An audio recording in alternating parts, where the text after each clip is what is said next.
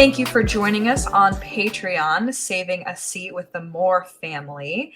We are joined today by Vikki of Rooted Therapy and Wellness. You may have recognized her from some of our previous episodes or the Love Languages episode that would have just come out. So we are doing a deep dive today about love languages, how they can help us understand ourselves, how they can be beneficial and hurtful to think about in the framework of relationships, and any advice that Vikki may have for using these and utilizing them in our lives. So welcome back, Vikki. Thank you so much for joining us again. Of course. Thank you for having me. Yeah, we are so happy to have you here. You've been such a great resource to talk to for more as we've been talking about love and relationships. We dug deep into the culture of dating apps last time with Marie. That was super fun. And now we are talking about love languages, which most people are familiar with, but if you're not, there are 5 core love languages, and we talked about those in our Let's Talk More on Monday episode. So let's get into how these 5 love languages can help us kind of understand ourselves and what we need from others. And, you know, we talked about this in the Let's Talk More on Monday, but also what we need from ourselves.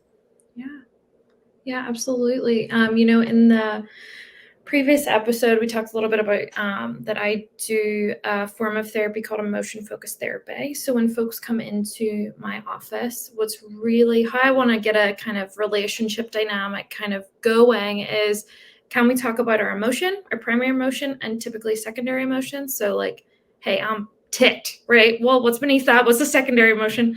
And maybe like, what's a need?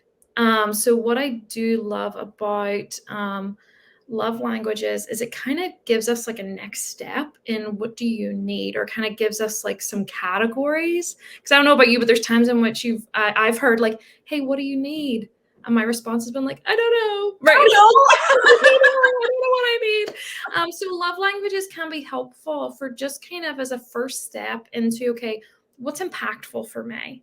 And then maybe if someone asks me what I need in a time of stress, I can kind of like internally think, okay, well, that's an overwhelming, open-ended question, but my love languages is maybe like this and this. Okay, is there anything within those realms? So it can just kind of break it up a little bit, because I think a lot of us genuinely sometimes don't know how to answer that question of like, what do I need right now?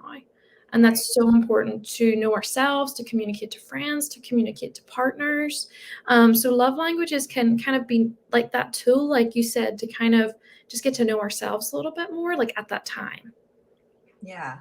And this is a bit of a tangent, but I do like the idea of the secondary emotions that you use, because I think that is a really powerful idea. Like, your emotions that you're feeling aren't one dimensional. They've always got like roots to them and reasons. And like, oftentimes when I kind of work in a bit of a high stress field, and when people get angry with me, oftentimes that secondary emotion is fear. So when I start thinking about it through that lens, I find so much more compassion for them in that moment when we're both heightened, because they're mad at me and I'm feeling their heightened emotions. And I just have to take a step back and be like, they're just afraid. And if I come at it from that angle, like, we're gonna find understanding so much faster. Yeah, I think that secondary emotion really helps us kind of see that humanity, right? Like you even said about stress, right?